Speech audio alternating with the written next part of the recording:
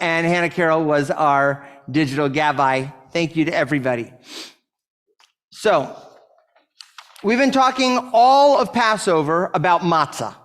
From the beginning to the end, we talked about yachatz, we talked about afikomen, and today, another approach. 75 years ago on this month, the Anglo-American Committee of Inquiry convened a hearing in Jerusalem. Its leadoff witness, David Ben-Gurion. Somebody said it. Heard it. David Ben-Gurion.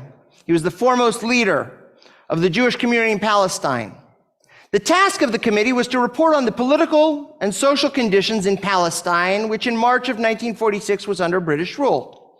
The future of Palestine was an issue on which the two allies did not necessarily see eye to eye. American public opinion supported Jewish aspirations to a measure of sovereignty in the Holy Land, and President Truman was pushing the British to allow 100,000 survivors of the recently ended Holocaust to immigrate to Palestine. Britain opposed Jewish immigration. Hostility to Jews was rampant throughout the Arab world, where the British Empire had extensive commercial and diplomatic interests. Though Britain's historic Balfour Declaration of 1917 had famously endorsed, quote, the establishment in Palestine of a national home for the Jewish people, the government had reversed its position in 1939, barring most Jews from entering the land, choking off an escape route from Nazi genocide. Today, the American Anglo Committee is largely forgotten. Nonetheless, Ben-Gurion's testimony is critical. In one memorable passage,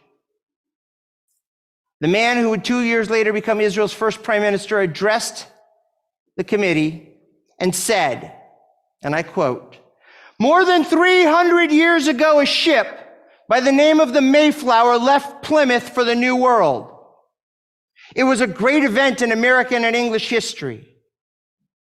I wonder how many Englishmen or how many Americans know exactly the date when that ship left Plymouth. How many people were on the ship? And what kind of food they ate when they left? Few Americans know the minutiae. But countless Jews," Ben-Gurion went on, "know exactly. More than 3,300 years ago, the Jews left Egypt," and I'm quoting Ben-Gurion. "It was more than 3,000 years ago. Yet every Jew in the world knows the exact date we left Egypt. It was on the 15th of Nisan. And we know exactly what we ate. Matzah. The bread they ate was matzot, and to this day, and I'm quoting Ben-Gurion, to this day, Jews throughout the world on the 15th of Nisan eat the same exact matzot. It tastes the same too. Whether they're in America or Russia, and they tell the exact story of what happened, and they can tell you how many men were part of the group because it was 600,000. And they finish their retelling with two sentences. They say, this year we are slaves, next year we will be free. This year we are here, next year we will be in, thank you, in the land of Israel. We know what we ate then because we still eat it today. Nevertheless, there's a problem. There's an issue with matzah. In the beginning of the Seder, at the stage called yachatz, we take the middle poor matzah, whole and beautiful with no cracks, and we break it in half into two halves, and we separate it from each other, and we declare, halachma an yadi achalu avtana. This is the bread of affliction, of poverty, of destitution that our ancestors ate. Now, first of all, you got to ask the question, because the next sentence says, let all who are hungry come and eat. What kind of people are we? We say, this is poverty bread. This stuff is like the bottom of the barrel. Why don't you come and have some with me? But nevertheless, we have a conflict that comes up.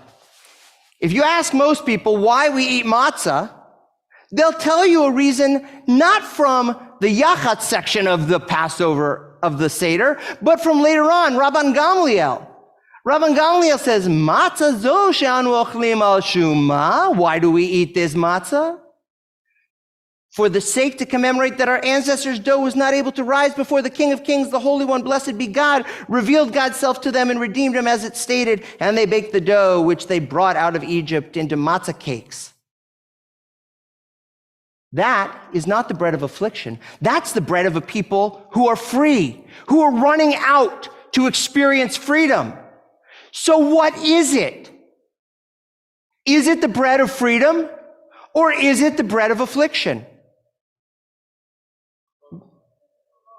Oh, come on.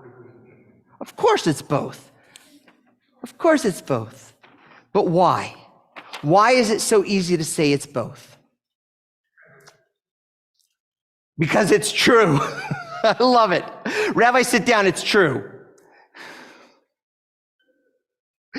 The late thank you. The late Rabbi Jonathan Sachs wrote that he puzzled over this. Why is it that it could be both? And he discovered the answer in Primo Levi's great book, Survival in Auschwitz, one of the very first published accounts of a survivor.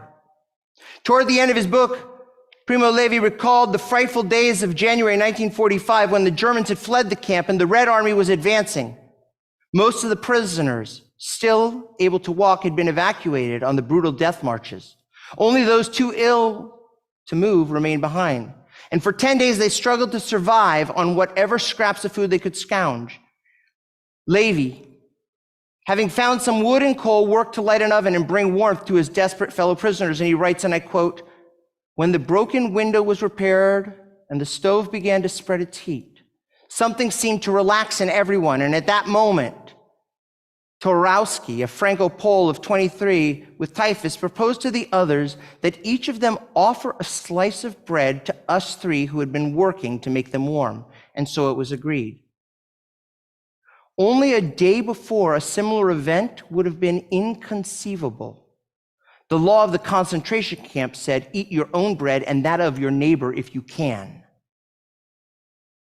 The offer to share bread was, quote, the first human gesture that occurred amongst us, end quote. Levi observed, and I quote, I believe that the moment can be dated as the beginning of the change by which we had not died slowly from prisoners to become men again.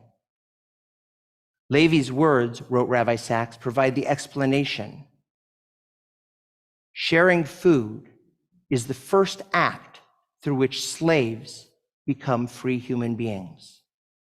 One who fears tomorrow does not offer his bread to others, but one who is willing to divide his food with a stranger has already showed himself capable of fellowship and faith, the two things from which hope is born. That is why we begin the Seder by inviting others to join us, and why we transform the bread of affliction into the bread of freedom and hope. Chag Sameach and Shabbat Shalom.